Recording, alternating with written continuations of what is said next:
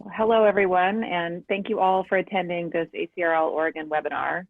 I'm Rachel Bridgewater. I'm a faculty librarian at Portland Community College and a member of the ACRL Oregon board. Right now, your microphone should be muted. If you haven't already done so, please turn off your video also.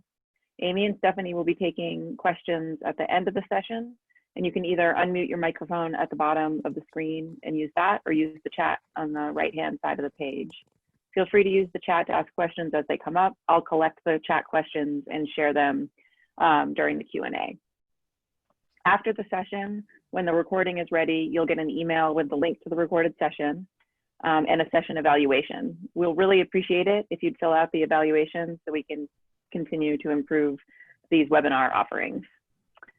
So today's webinar is entitled Makerspace Instruction in the ACRL Framework. Our presenters are Amy Vecchione, Head of Emerging Technologies and Experiential Learning at Boise State University, and Stephanie Milne-Lane, Processing Archivist and Records Manager at Willamette University. Thank you so much for sharing your knowledge with our community, and we look forward to this webinar. Thank you so much, Rachel. Let's see. I would like to start by having folks chat into the chat box. Just let us know where you are calling in from. So I am here in sunny Boise, Idaho.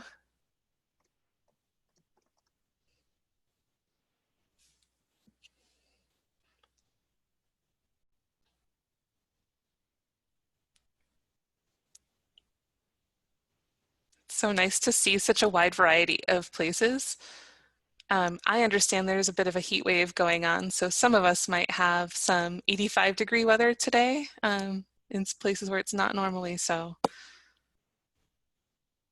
Awesome. Well, welcome, everybody.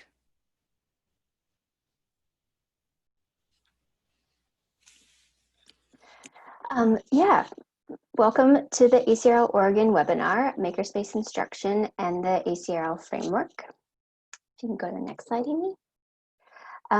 As Rachel said, my name is Stephanie Milne-Lane, and for the past year, I've worked at Willamette University as a processing archivist and records manager. Prior to that, I lived and worked in Boise, Idaho, where I had the chance to conduct direct field work while earning my master's in library and information science under Amy at Boise State University. And I'll let Amy quickly introduce herself.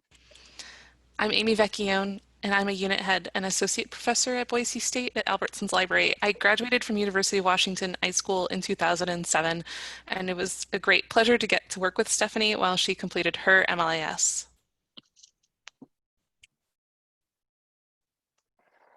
Both Amy and I will be taking you through the webinar today, but before we dive in, here's a quick agenda just so you know what we'll be covering.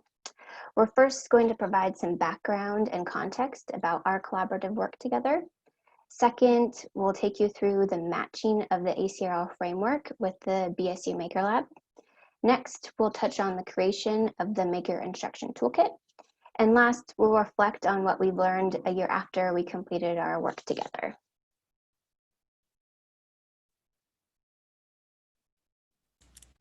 So I'd like to open up the way that we open up many of our instruction sessions with this question.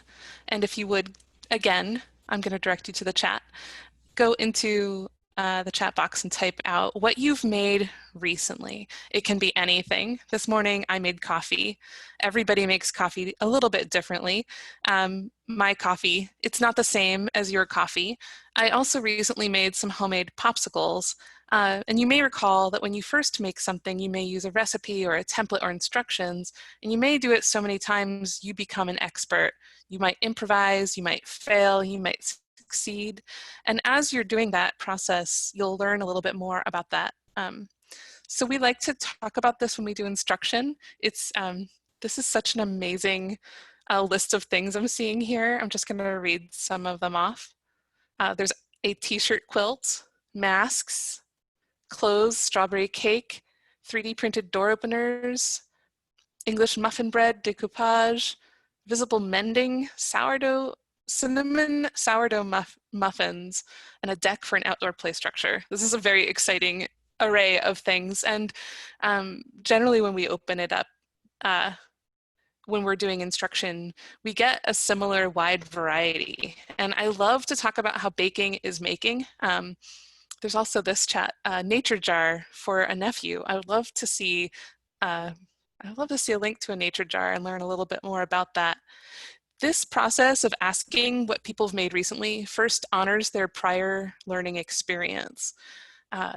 And again, it allows them to see themselves as experts in the making process, so that as you enter into a new space like a makerspace or a library that you haven't been in before, it allows you to connect your learning process with something you're comfortable doing or something you recently did, to switch into realizing you're going to learn something new here in the library or the makerspace. And so I call it an anchoring activity. Sometimes when we bake, for example, the cookies may burn, or they might completely melt out, or you may have forgotten sugar, you added salt instead of sugar. All of those mistakes inform the learning process. And in the same way, not every 3D print or thing that is made in a makerspace will turn out perfectly the first time. And so hold this thought, because we're going to return to it a little bit later in the presentation. And I love this. The little nature jar is a kit with random nature findings, leaves, lichen, feather, with a magnifying glass and tweezers. Very, very cool. So before we deep dive into the meat and potatoes of the presentation, we first thought it might be beneficial to provide some background and context to our work with the framework and the Maker Lab. As I mentioned earlier, as part of my coursework while earning my MLIS at the University of Washington, I conducted fieldwork with Amy at BSU, and this provided me great exposure to academic librarianship and makerspaces. During this time, an ACRL roadshow titled Engaging with the ACRL Framework, a Catalyst for Exploring and Expanding Our Teaching Practices, came to Boise State, and I was really lucky enough to attend that. Prior to the roadshow, I had been introduced to the framework through coursework, but had really not had the opportunity to dive and engage with it deeply. The roadshow transformed how I approached librarianship and teaching information literacy. After the roadshow, Amy challenged me to think about ways the framework intersected with the Maker Lab, and that is where my MLIS capstone project was born.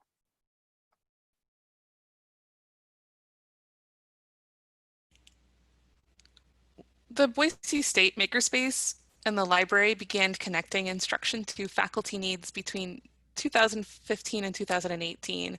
We met with faculty departments all across the university, and they would request instruction, have class visits, and it included disciplines such as education, chemistry, art, engineering, business, health sciences. Pretty much every college on the campus was represented. So from the time we opened, we had to figure it out on the fly, and we weren't quite sure how to do that. So we started doing instruction, but we did so using frameworks from other disciplines.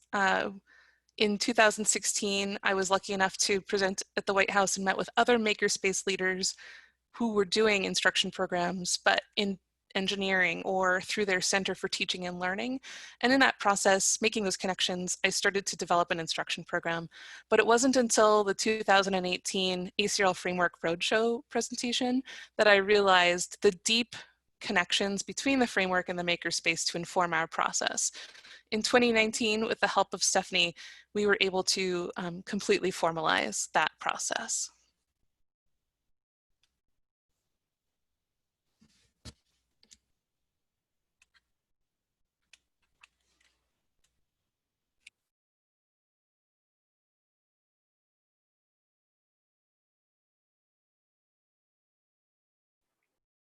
We're not hearing you. Aha, thank you. I just had the windows reorganize and I lost track. Thank you for the pause. In 2018, we had a 2-day roadshow, and the instructors there described the framework and how to create those enduring questions, which will help guide your instruction program. Those questions will guide guide how we design which types of instruction match into the framework. It was a huge aha moment for me and for Stephanie. We were in different groups during the roadshow, but we would look across the room and connect over the breaks and say, hey, did you see how this connects to the work we've been doing? And so that connection brought both of us to that challenge.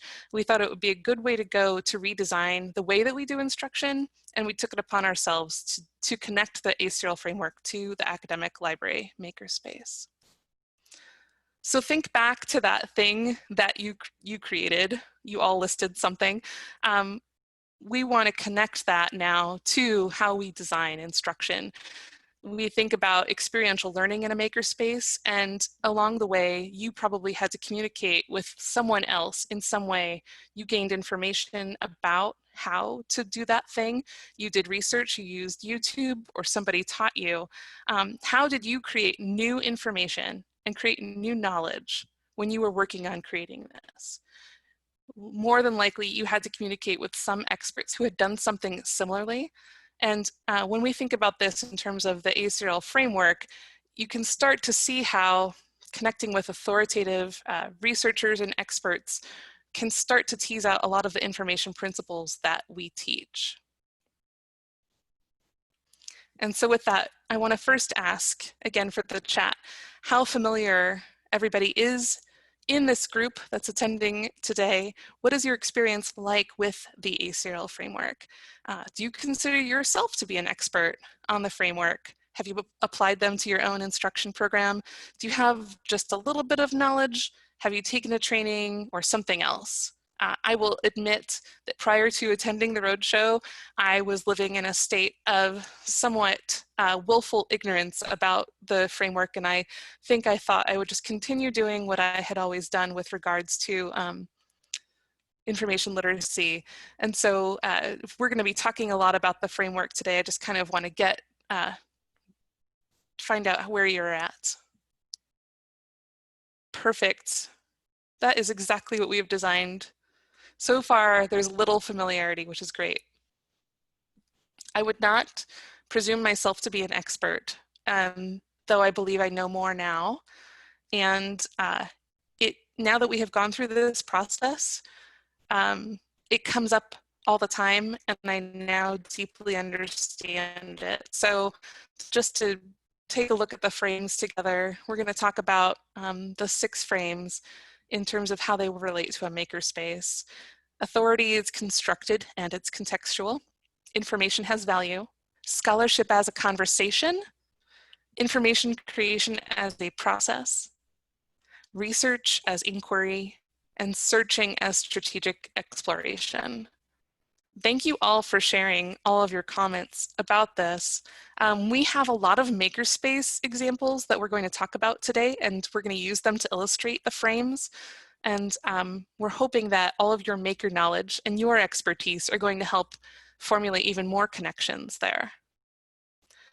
We've observed so many examples working in our Maker Lab and in different types of instruction, either in person or face-to-face consultations, email consultations, formal instruction, and then there's a lot of peer-to-peer conversations that take place in a makerspace. So in the before times, prior to all of the campus closures, a makerspace was a place where peers came together in a physical environment, and they would meet and discuss new ideas and create new knowledge together. And now we are left with the challenge of how to replicate that peer-to-peer conversation through Zoom or other types of mechanisms. So we're going to talk about some of those examples next.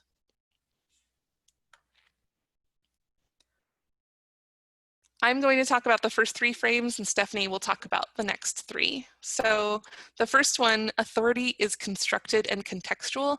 What you're going to see here is a crowdsourced 3D printed Abraham Lincoln. So it's not the original Abraham Lincoln statue. It is not one person having created one file. This process refers to the recognition that information is drawn from many different creators' expertise and all of their credibility. And so it all depends on how that information is needed and how it will be used. So we see authority with some healthy skepticism and openness to new perspectives. How do we involve many different voices in this process? So this is from the Smithsonian. Let's see, or this one is not from the Smithsonian, but I'm going to chat a link. I didn't include a slide for it, but if you can take a look at that, there's two different versions. One is crowdsourced and it includes many, many different people's perspectives, and the other comes from an authoritative source, the Smithsonian. So if you can imagine an undergraduate student working on a project in the academic makerspace, they might be looking at different types of files to use to construct new knowledge. Which one should they use? Is the crowdsourced one better or worse, and why? And so they end up evaluating it. Let's use a different example of one that I've seen in our makerspace. We've had students design new inhaler parts. So if you're familiar with asthma and folks who use inhalers, sometimes it's very difficult for individuals to squeeze the inhaler and then breathe in. When they squeeze it down, there's ways you can 3D print objects that will help modify that part. So they will search for it and they might find things that have Creative Commons licenses, and they may find things on PubMed. There may be that one has lots of likes and lots of comments and lots of user modifications.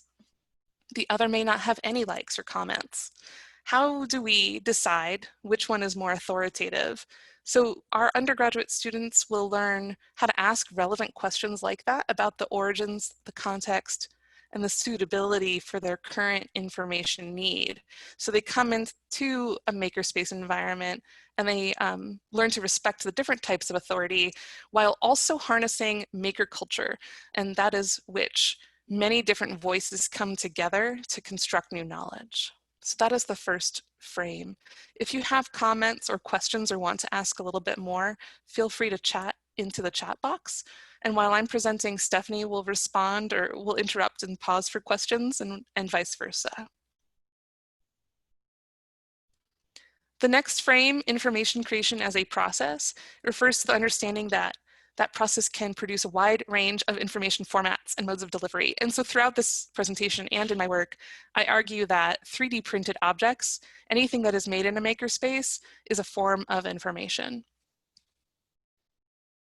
The key to this, I think, is in the invitation that this frame can result in it's that range of information formats and modes of delivery.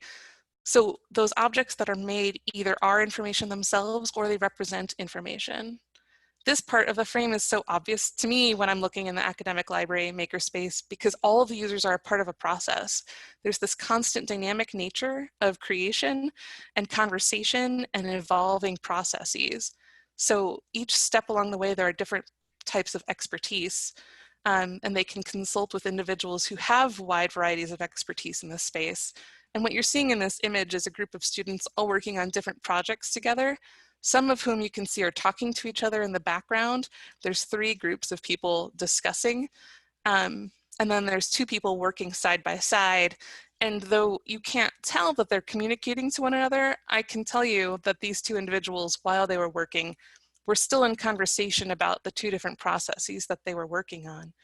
So novice learners begin to recognize the significance in the creation process, and that leads them to have more sophisticated choices when selecting information products that match their specific information needs. And I think my favorite one for the maker community, if you're not familiar with this, this is Benchy.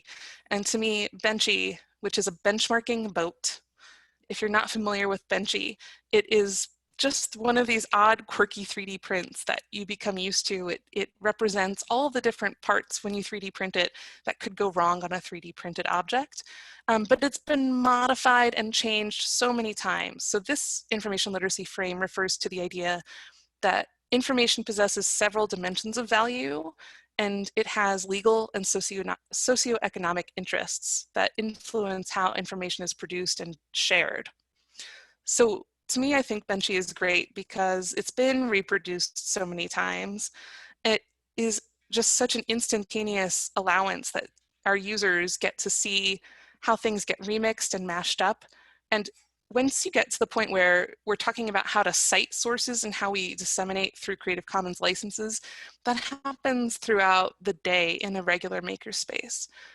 So to me, information as value is something that we do all day long in space. The students are able to identify publication practices, whether that's through publishing their STL model, or they can understand which objects they can 3D print and which objects they can share and use and which ones they cannot.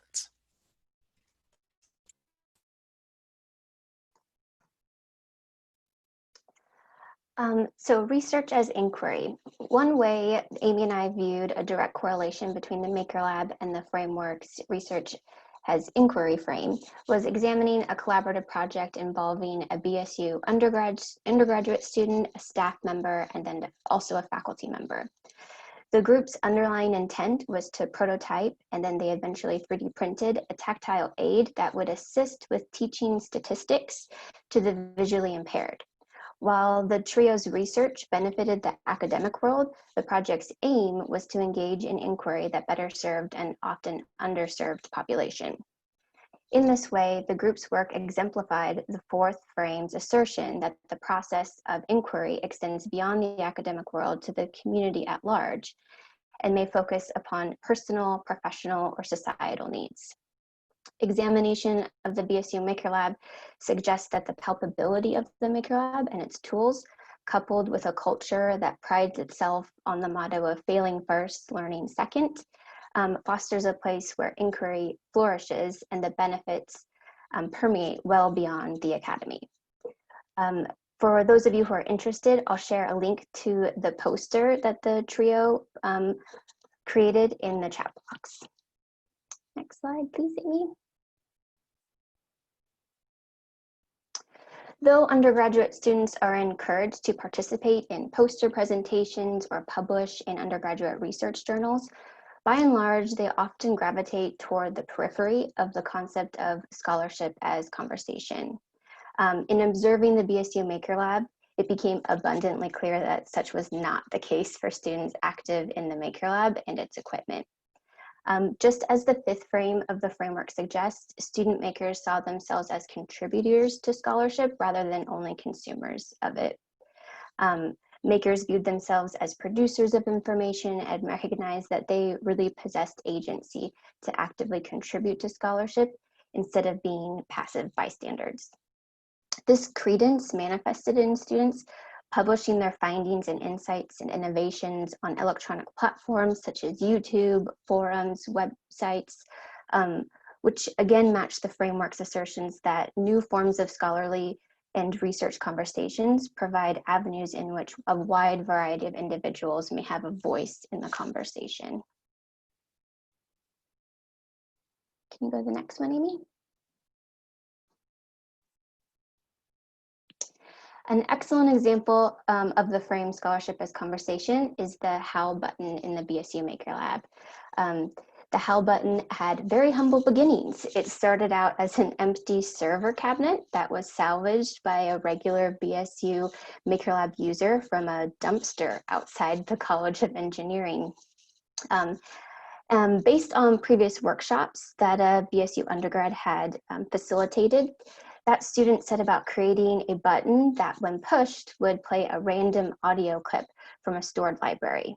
Using an Arduino Uno and Raspberry Pi 2, that student connected via a serial cable he set up the project for future success by allowing the addition of multiple devices.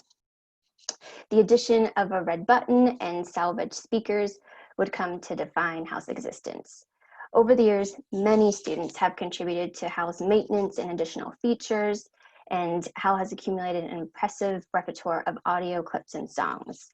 The large selection of pop culture videos, songs, games have earned him the nickname the meme machine. And now individuals can actively contribute their own messages and take part of this process and conversation by visiting and making suggestions through the Maker Lab's website. Thanks to HAL, it is evident that students recognize that scholarly conversations take place in various venues, including makerspaces. Can you go to the next one, Amy? Yes, and I'm sorry for moving around. I was trying to grab some links so that I could put them in the chat. No worries. So I'm going to go ahead and do that in a different browser and add links to the HAL and that poster. Perfect. Thank you. Okay, so the last frame, searching as strategic exploration. Though the process of inquiry, discovery, and source selection at the Maker Lab might appear to be dramatically different than in the traditional database search sense, using the framework to determine competency suggests that the two are more alike than one might actually think.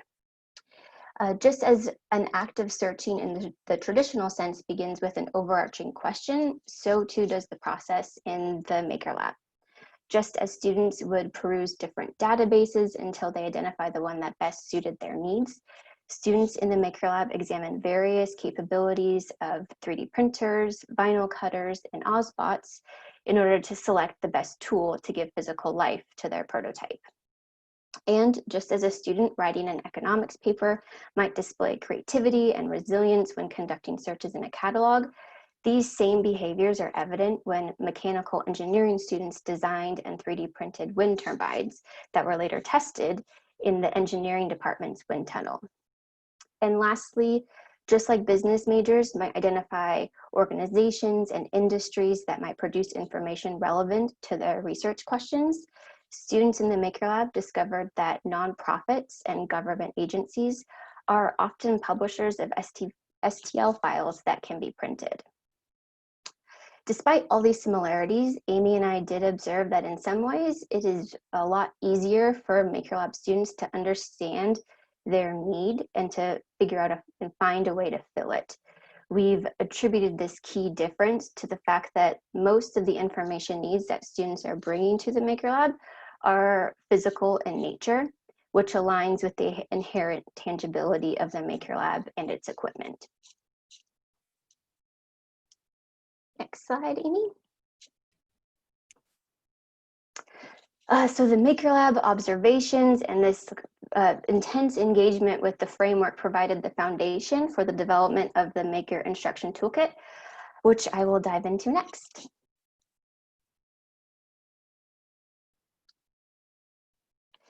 The Maker Instruction Toolkit consists of 6 distinct sections, which I'll be walking through with you. While the Maker Instruction Toolkit lives on the BSU Maker Lab webpage, the beauty of it is that it's available to anyone and everyone to use. And we'll be sure to share that link to the toolkit in the chat box as well.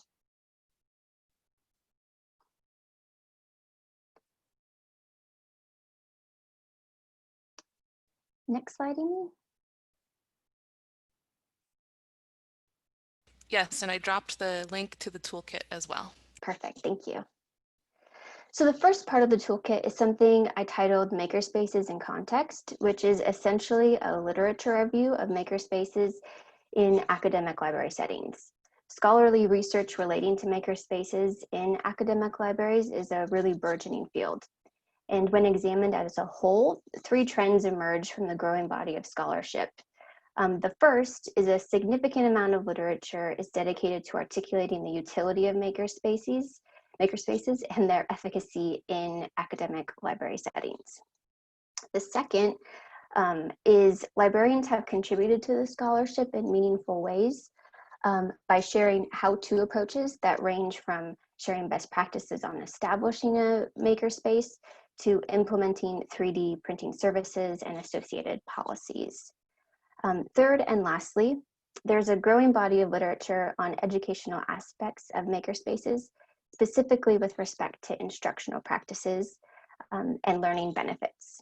While the growing canon of research on makerspaces in public libraries and K-12 schools provides important context, this literature review just focused on makerspaces in academic library settings. The second part of the toolkit includes a brief statement on the importance of experiential learning. Through my research, observations, and conversations, I came to understand that while some people are quick to adopt makerspaces, others needed additional information on the utility of experiential learning and why situating makerspaces within libraries is actually a really good match and a great pairing. My hope was that the statement that reads, the BSU Maker Lab supports information literacy by providing students with a tactile means of understanding how information in all its varied forms is produced, valued, and utilized, made clear the importance of the Maker Lab in library instruction itself. The third portion of the toolkit is an essay that explores basically exactly what Amy and I have walked through with you today earlier on matching the Maker Lab with the ACRL framework. And that essay goes into a lot more depth in some aspects, so I encourage you to check it out. I will not rehash the details that we've already talked about, but in summation, our exploration demonstrated the utility and flexibility of the framework and cemented our belief that makerspaces and libraries are a natural pairing. Our matching exercise also made evident how closely the framework and makerspaces align, which in turn offered a kind of blueprint for viewing the ways in which makerspaces and emerging technologies support information literacy in higher education.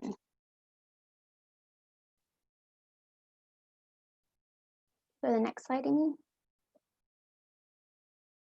Perfect. The fourth section of the toolkit consists of a checklist that was designed for BSU library liaisons and faculty to use when planning or scheduling the Maker Lab in their instructional sessions. The development of the checklist was a product of qualitative interviews that I conducted with liaison librarians that some of whom had quickly adopted using the Makerspace into their one-shot sessions, and others who were a little bit reluctant. The interviews indicated that librarians would benefit from a checklist that they can consult if they or the faculty that they support had wanted to use the Maker Lab. The intent behind the checklist was to kind of relieve stress or anxiety for librarians that librarians might encounter when collaborating with the Maker Lab and with equipment that they might not be familiar with at all. Next one, please. Perfect. The fifth element of the toolkit also aimed to assist liaison librarians in prepping for instruction that involved the Maker Lab. I developed and shared lesson plans for an Honors 392 class that came to the Maker Lab for an instructional session. The students in that class explored enduring questions like what is information and what is the relationship between identity and creating new information, all the while completing a round-robin sewing activity. Additionally, I created a two-part lesson plan for a materials science 415 class, where students were required to create a file from scratch or modify an existing file to 3D print an object. A learning objective of that assignment was for students to have several iterations or essentially failed attempts of their prints in order to arrive at a successful print. Next one, please, Amy. The final part of the toolkit is an inspiration page where librarians, or anyone for that matter, could go and see how the Maker Lab had been used in the past or how other makerspaces had been used in the past to support instruction, and to give them inspiration on how they might partner with the Maker Lab in the future, thinking about the classes that they support. Some examples on that page include information about how using 3D printers in the classroom could mean biology students could study cross sections of hearts or other organs, chemistry students could 3D print molecules to study, auto classes can print replacement or modified car parts, cooking students could design intricate molds for ices and gelatins, and students in geography or history courses could print out maps showing the topography or population or demographics of a specific area.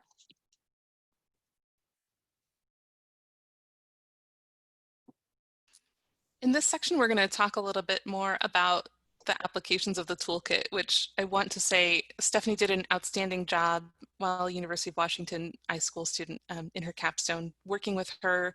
And actually my former advisor who advised her on that process was one of the highlights of my career so far, in that it felt just like such a perfect match for all of us to work together. And this quote from Emily Drabinski, who wrote the article Turning Inward about the framework, is what serves to us to be an invitation to interpret it. And so this quote, I think, highlights the how we can interpret the framework. And she says that it does not define student learning outcomes, though we, of course, can do so in our own institutions. It does not prescribe certain modes of teaching. Instead, it invites us to use the document to ask local and contextual questions about our information literacy practices. And so throughout this presentation, we've tried to mirror the sentiment, asking you also to turn this to your own work. We want to encourage you to adapt this kind of disposition to begin to see the frames in your daily work and make time to reflect on that as a part of your working practices. And I want to talk a little bit more in depth about this enduring question: what is information? And so if you can imagine a few scenarios, I didn't include photos about these because I prefer for you to reflect on the scenarios just a bit so that you can get to the heart of what we mean by information in this context. So imagine you're holding in your hands a 3D printed object. 3 students came together and had never 3D printed anything before. They wanted to make something to help someone's grandmother. So one of these 3 students had a grandmother with limited mobility in her hands, and she wanted to be able to just hold an iPhone to watch cat videos. So what you're holding in your hands would be their final printed design. And since each one of them had never 3D printed before, each of them had made different 3D printed things, but had made things in other contexts prior to coming to the Makerspace. They had been able to use their prior expertise and their experiential learning to acquire new skills, combine lots of different versions of this model that they found on Thingiverse. They consulted with articles about mobility and how to serve people, and then finally learned how to design in a CAD program to make their own. So in this scenario I just described, I would argue that information may have been what was said between them in conversation as they designed and learned, and information was what they read, and information also is in the CAD file they designed, and information may be that 3D printed object. So does the 3D printed object represent information? What is information? And it's not simply something we deliver in our Makerspace, but we actively discuss. And I will say things like, "Oh, that's information," which invites us to have larger conversations. So another scenario would be, you may be holding in your hand a 3D printed layout of a bathroom that includes textured maps. It shows someone who's visually impaired where the toilets, sinks, and doors are within a facility. Students in psychology who had never 3D printed before designed that map in CAD after coming to your Makerspace, and they had conversations. They watched tutorials, designed themselves in CAD. They probably read psychology articles about how the brain perceives information through touch in the fingertips. In that case, is that 3D printed item information? And does that 3D printed object represent information? I would argue both. And then the final scenario, if what you're holding in your hand is a 3D printed replica of Abraham Lincoln's life mask and it was reproduced digitally by the Smithsonian and published online, a librarian took the file and reduced the triangles in a program called NetFab to make it easy to 3D print. And the librarian already knew how to do this before modifying that file. In that case, is the object you're holding information itself, or does it represent information, or both? And it depends on how it is used and perceived by the individual who's looking at it. And that is my extremely heady, my favorite question. The other question that's part of our enduring process for our instruction program is, what is your role in creating new information? And this is extremely empowering because it places our learners and researchers at the center of information creation to allow them, they see themselves as part of the conversation. It's a deliberate question. They see themselves in action, creating new information from prior knowledge, building something new. They are not in a tacit role, but an active role, and they're at the intersection. And so this addresses multiple frames to me, but it's authority as constructed and contextual. Of course, it is scholarship as conversation, and information creation as a process. And this one I just want to briefly touch on is one that we are just beginning to explore, which is how does this object intervene in our culture? And that is one that can unlock many different frames, and we can hold lots of different conversations. So a lot of these 3D printed items that are designed in the Makerspace change how we understand the world around us. How does it do that? I find that fascinating. So a little bit more about some of those classes. I'm realizing we're getting close to the end. So I'm going to just touch on some of the lesson plans and as part of the toolkit that we've made. Some of these classes we teach every semester, including as we transition to the online exclusive environment. And one of them is an advanced materials science course. I've had it explained to me by a materials scientist that materials science is the rock cycle, but very, very, very fast. I'm from New Jersey, where we do not really have a wide variety of people having, when I grew up, geology was not at the foremost of mind. And so learning materials science has been really interesting to me personally, and geology from living in Idaho and out west. In this class, they're understanding advanced materials processes, and they have to learn how to see themselves as contributors to scholarship rather than only the consumers of it. They need to understand that their first attempts are not always going to produce the best results, and how to seek appropriate help, including from peers when it is needed. And so those are learning objectives that that faculty member and I have pulled together. They're part of our university learning outcomes, and they are a part of our instruction program. In the class, craftivism, it's called Stitches of Resistance. I was able to do not just one Makerspace one-shot, but also provide a lecture on the various ways of which things transcend between craft and art and activism. So this was hands-on. This image that you're seeing, it was a hands-on experiential learning session where we designed a method for communicating and teaching people to become experts quickly.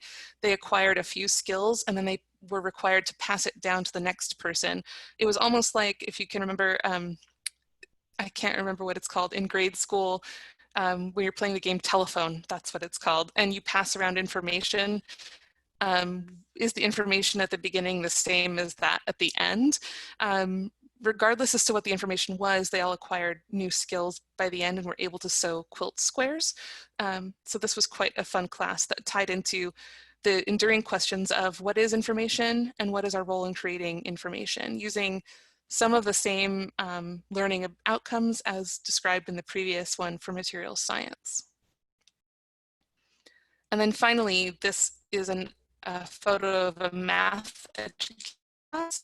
It was a learning course where math students, math majors, were communicating to students from a K-12 environment how to design in 3D. They were teaching them math principles while at the same time teaching them how to 3D print. And so these K-12 students had multiple visits where the people that we were teaching became the teachers next. And so it was just this very profound experience for them where they had to become experts again very quickly. And Judith has called out that they call it each one, teach one in popular education. And I really appreciate that. Sometimes I'm not familiar with some of these protocols. I appreciate now we know how to search for it. Thank you, Judith. So in this slide, in this section, we're going to talk about our reflections now that we've had the toolkit in place a year later. We teach roughly, we touch somewhere around 15 different courses per semester, every semester in our Makerspace at Boise State. And some of those courses are courses that live in the Makerspace. In other words, their classroom is right next door and they meet there all the time. So every class, they're in our Makerspace using it. In some cases, they come for a 1-day, 4-hour workshop, and everything in between. And so we're going to talk about how it's been applied and what we've learned in this process. So we still work with two major enduring questions in almost every class, and that's the what is information and what's our role in creating new information. We've worked with other Makerspace researchers to develop best practices to help coach individuals in the space, to help our users see themselves as an authority on creating new information. And we focus on 3 primary frames, which is the authority is constructed and contextual, scholarship as conversation, and information as value. So we're training a lot of our student employees. That's a huge part of what we're doing now, so that employees who work in the space understand things from this perspective. So that way when folks come in and they ask questions like, can I print this World of Warcraft file? That could be a yes to the untrained eye, but it's an opening for a lot more questions and discussions about authority and whether or not it's legal within our contexts. So getting our student employees understanding more how to use the frames and have these discussions is going to be key to continuing our education program. This summer, we are in the process of deepening our formal instruction program, where we're beginning to see our safety instruction in our Makerspace and our formal courses that we teach all in the same continuum of an instruction program. And so we're continuing to collaborate with faculty and also hiring a new faculty member for our unit. So we're taking all of this work that we've done and building on it to create a very robust program. And I call it frame mapping. So what we're doing is taking everything that we do and connecting it on a continuum of the ACRL framework. So for me, what I've realized is that we need a lot of alignment. All of these areas are extremely tied together. Instruction is in every conversation that happens in a Makerspace environment, whether it is virtual or physical. So I would encourage you all to do the same, is take the time to evaluate the framework in terms of how it connects to your own work, because I think there's a lot of value to connect the dots, and then the frames begin to get more apparent as you proceed.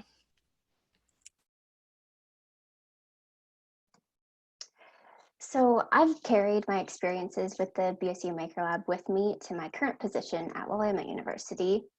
Like the Maker Lab, I've found that archives and special collections are ripe with opportunities for experiential learning. A creative writing class that came to the archives this past year really illustrates the ways in which I was able to implement experiential learning. Using zines from a variety of collections in the Pacific Northwest Artist Archive, students experienced how and why zines were created within different contexts. They then created new information together in groups as they brainstormed their own definitions of what a zine was and what they wanted their zine to look like. The experiential learning also allowed students to change their perceptions of what information looks like and how it is distributed. Likewise, it provided an opportunity to explore the difference between a primary source and a secondary source.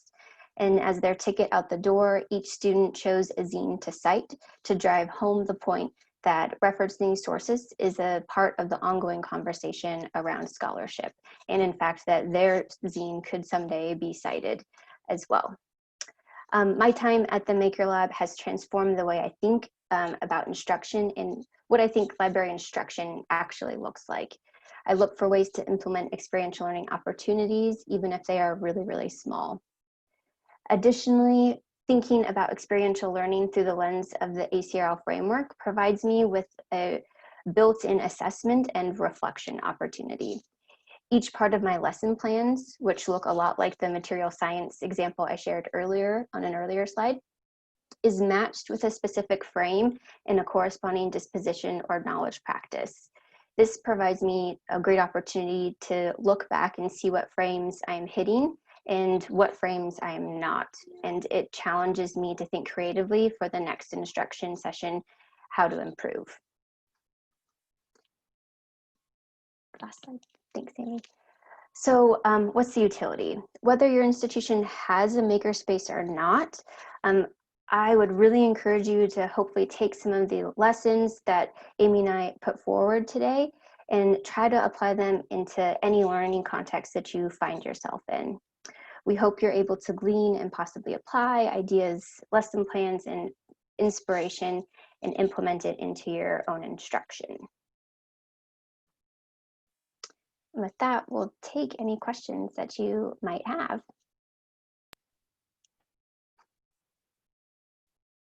Yes, and thank you so much for that. And yeah, if anyone has any questions, you can either chat in the chat box or at this point, unmute yourself and ask questions.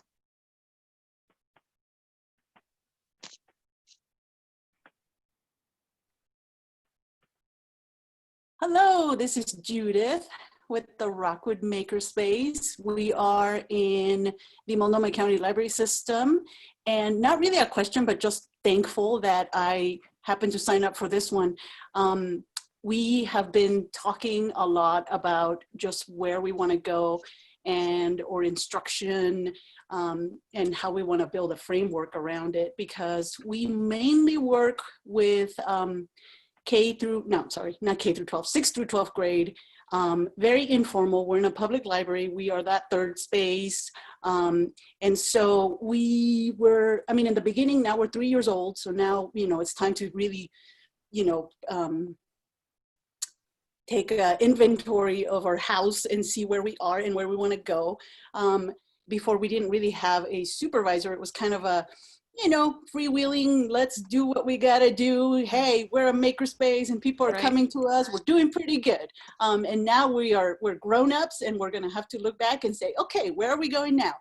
So with a supervisor and with more staff, we're hoping that we can really hone in on our instruction, because we definitely would love to just get our young people, or 6th grade to 12th graders, getting started into that that mindset of, okay, all of this, you're information creators, and this is not just busy work. This is like life stuff. So thankful that I was here. No questions yet, but definitely hoping that I can get people's contact information and I can bother you about needs that we have as we move into our formalizing our instruction. So thank you so much to both Amy and Stephanie for this lovely, lovely presentation that couldn't have been timed better. I know exactly what you mean about it's time for us to be adults now. Like, now we have to have a program, because I think that's how we felt. I think after we were like, okay, well, great, we're doing it, but what are we doing? That was a couple years ago. Exactly.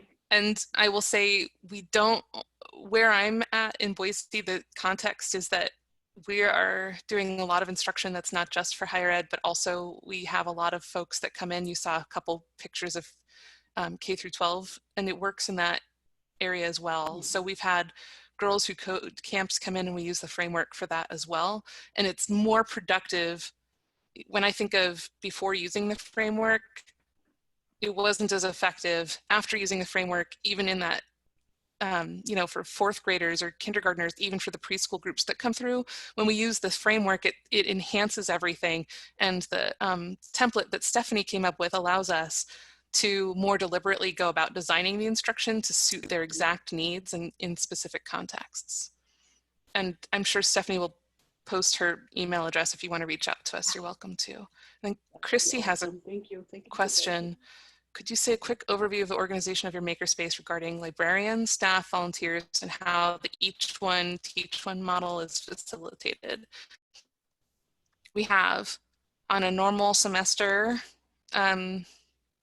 8 student assistants who are makerspace coaches and makerspace leads, depending on their experience. We have 1 full-time staff member that's just dedicated to the makerspace. We have 1 new faculty line and myself. Then there are library liaisons who are faculty throughout the building, and they partner with us. They have a choice in terms of how deeply they want to partner, whether they want to co-teach, if they want to lead it, they want to be a part of it, or they just want us to help do the instruction. Depends on everybody's comfort level. And we have, I would say in terms of volunteers, we used to have many more volunteers and we've moved away from that model so that we can get more easily everybody on board with our policies and safety practices. There are people that are always present. They consider it to be their home. They love the makerspace. They're well versed in the makerspace. They eventually do work for us generally, or they take part in something, they participate in some fashion. So we don't have traditional volunteers per se, though we used to, and we moved away from that model. We also have IT staff that support us, that support the entire library. In terms of the each one teach one, or the telephone model that I was calling it, that isn't in every case, that's in some cases. And generally what happens is each staff member, student assistant, myself, whomever, if we have a class, let's say 40 students want to learn 3D printing, that's not a really easily accomplished task to do in a short period of time. And so the best way we have done to get that hands-on learning is the person in front will be next to the 3D printer, will be the staff member. They will teach the first person in line. The person behind them watches, and then they move off to the side and they teach the next person. And so it's just this round robin process. I hope that that answers your question, Christy. I'd be much more, I think I have lesson plans that describe that in much more detail than I just did, but it effectively gets them from an observing, participating, doing the task, and then they have to instantly teach the next person in line. And so they produce this shared knowledge amongst themselves. I think it's kind of fascinating. And yes, the student coaches are absolutely a key part to that model. And then there's a question, can you speak more to that transition from doing status quo to more mindful practice? Was there pushback from folks that just wanted to just utilize the space? Let's see, I think we went through, and Stephanie, I would say, when you and I were working together in 2018, I think we had tried to figure out how, prior to that, tried to figure out how to formalize our instruction program, and we had fits and starts, but we recognized that it wasn't, we needed to organize it better. Do you remember where we were prior to that? I think it was more of like an ad hoc. Like, I think from what I can remember, Amy, like you would be having people come and you would be doing it that day, and you would kind of have to do it on the fly a little bit. So while it was good and we had good practice, you know, doing that, I think the pushback from folks was that they couldn't just kind of drop in and do the things because there were more formalized classes coming in. And so I think there's always going to be a little bit of pushback from folks that really loved the space and wanted to print, but having time where it was blocked out for people for a specific class was just an inevitability of how the library and how it was going to adopt the makerspace. You could probably speak more to it, Amy, but that's kind of how I remember it going. Yeah, you nailed it. You're right. What would happen would be the makerspace would be full of users and a class would just show up and want to get trained at that moment. And that created a lot of tension, and unfortunate tension, because it just meant all of the people there loved it. And that's why they were there.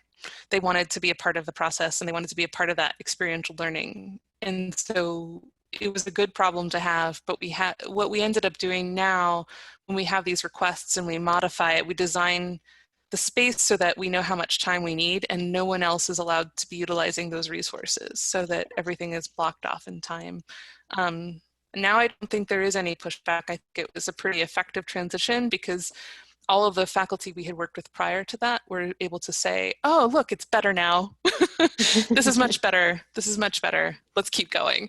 And I really appreciate Stephanie for helping see the vision for that, because it was there was a lot of conversation that went into this, and I hope you can see that through this presentation. There were many Friday afternoons spent discussing all of the different aspects of how we do it now. That's a great question. We probably have time for one more question if anyone has one.